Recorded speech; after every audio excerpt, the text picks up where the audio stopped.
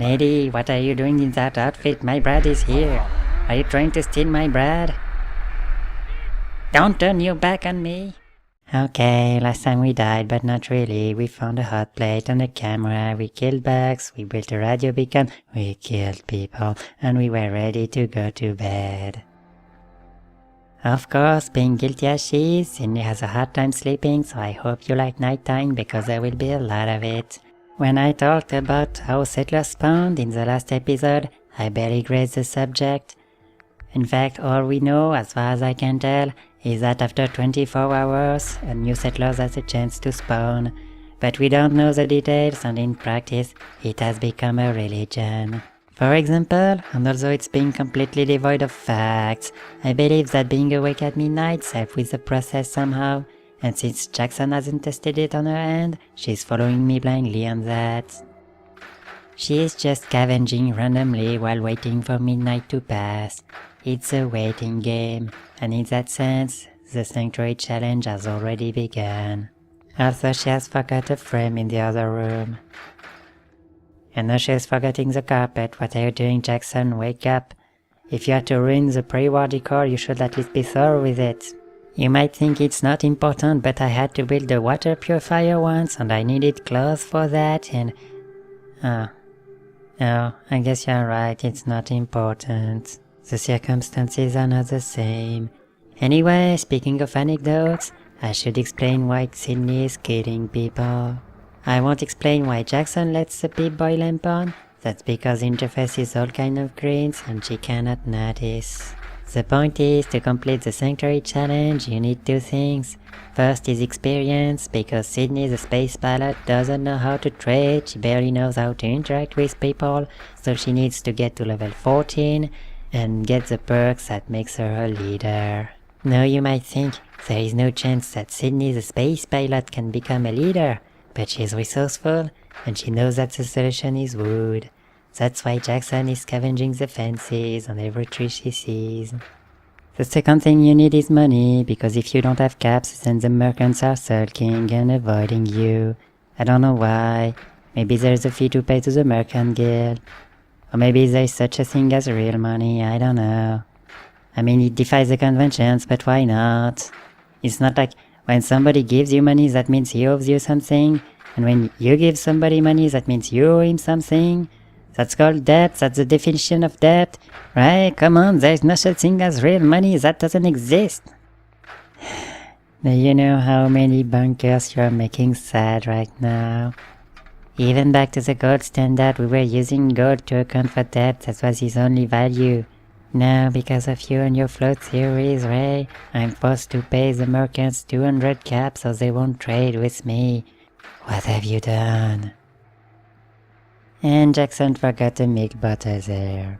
If anyone asks, there is another one very lengthy minute of her just scavenging. And I'm feeling time.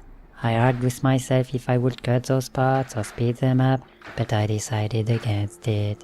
The reason being that I would have to speed up 80% of the run. The whole town has to be scavenged at one point, and she didn't forget the flamingo there, that was me begging her not to touch them.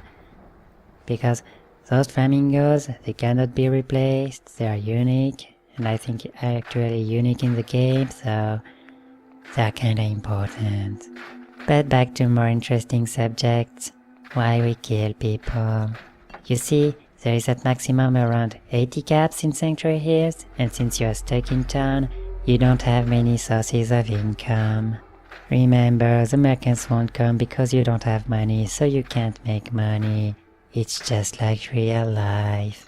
Now you can wait for an attack and hope to loot the corpses, but there will be only one attack that can occur in your run, if you're lucky, and you will have around 20 caps at maximum in that attack, so you're stuck at 100, 120 again with luck. So you are literally stuck. That is until you realize that settlers have caps in their pockets and that true settlement builders are raiders. I realized that when my turn had already 7 people. It was a sad day for them. Then, the very night after they all died, something weird happened. It was a night like this one, with the grass as green under the pip-boy lamp. Sydney saw silhouettes on the bridge at the town entrance. They were feral and very angry, and they went after her. It was like a higher power had brought revenge upon her. Then, night after night, she walked around town watching the green grass at her feet. It was as if the wastelands had regenerated, and that's how Sydney began to believe in the radiation god. When I said it was like a religion, I really wasn't kidding. And speaking about that, it seems our next sacrifice has come.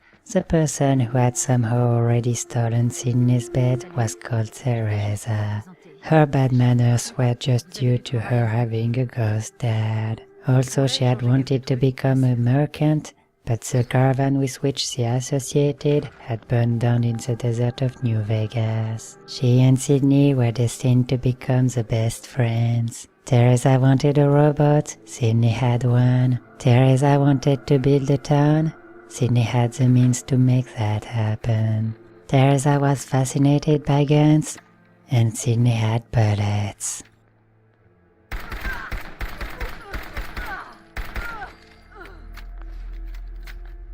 If only she hadn't tried to steal her bed. Of course, that was just an excuse and she knew it, so as soon as the night had ended, she went back to work. If Tito had no space rocket, she would build one, so she would need a lot of materials and probably some chemistry. That's why she would bring that table to town, ignoring the blood stains on the street. Her plan was perfect. She would look like she was building a space rocket, and so Tito would have no suspicion, leaving her free to search the entire town. So all she needed now was to gather all the resources to build a rocket, like ropes and wood. She would secure the fine prints later. Maybe she wasn't an engineer, but she was putting heart to the work, and that she heard was all that was needed. Well, that and connections.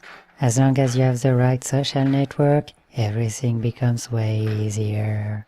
But for all she could tell, her space friends had forgot about her, or maybe even betrayed her, so in terms of social, she wasn't doing really good. Oh, I just remembered I never finished my explanation about how settlers spawn. It would be too simple if all you had to do was wait 24 hours, and when you woke up, there would be the settlers here waiting for you. No. Actually, you have to wait between 0 and 5 minutes, and you never know how much time you have to wait. And why is Jackson leaving the living room untouched? I didn't remember that. I mean, having furniture around, that is not junk furniture, can help with happiness, and more happiness means settlers will come faster, but it has almost no impact so early on, so I don't know. I would know if I have kept her notes, but I didn't, so we will never know her true reasons, unless I ask her. But I don't think she wants to hear about the challenge anymore, so this will stay as the biggest mystery of this entire run. I'm personally fine with it. When I first played, I didn't want to touch the furniture, the intact one, so I kinda left as much as I could untouched, including the trees. And we're nighttime again, and given that the last settlers had appeared at night, that means around 24 hours have passed, so there's another chance to have one coming. Let's hope.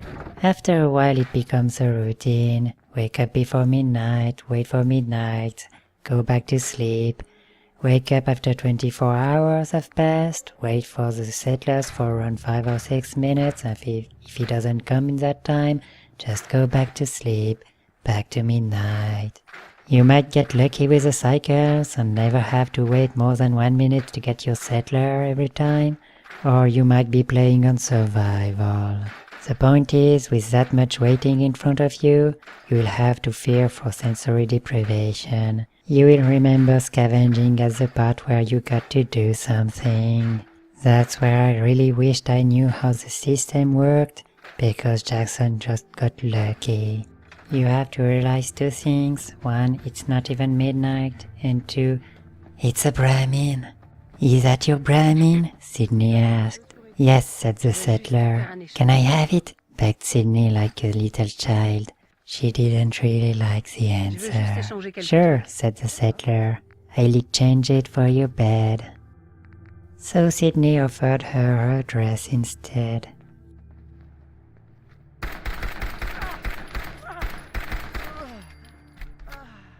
She was glad to have 4 points in perception. It was surprisingly hard to aim in the dark.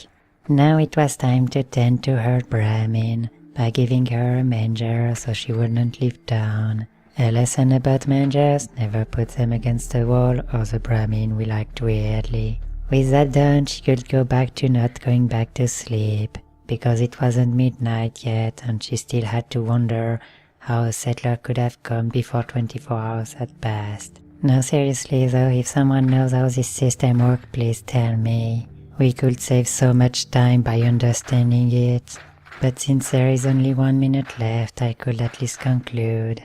So for the next several nights, the strategy is to wait and kill every settler that comes until you get 200 caps and get to level 14. Once those two goals are met, we buy our first store and we win. So all in all, it's unavoidable, you're bound to win, and the only question is when. At that point, Jackson is certain to have found her rhythm, her cruise speed. She is confident it will keep going that way and she will win the challenge in just a couple hours. Which is a bit optimistic when you know that the usual run takes around 4 or 5 hours, and that settler spawning is king. If settlers don't come, and you're waiting for nothing. I had tested it on my end, as far as I could, waiting every 12 hours, waiting every 24 hours, waiting every 48 hours, and nothing really changes. Given how long it takes to test all those things and how boring the challenge itself is, I think nobody will care to try actually. So, it's no wonder Sydney wishes for the stars. Good night, Sydney.